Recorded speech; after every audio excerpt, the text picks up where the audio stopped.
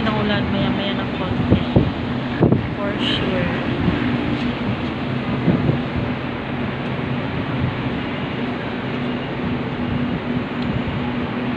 It's raining in Manila.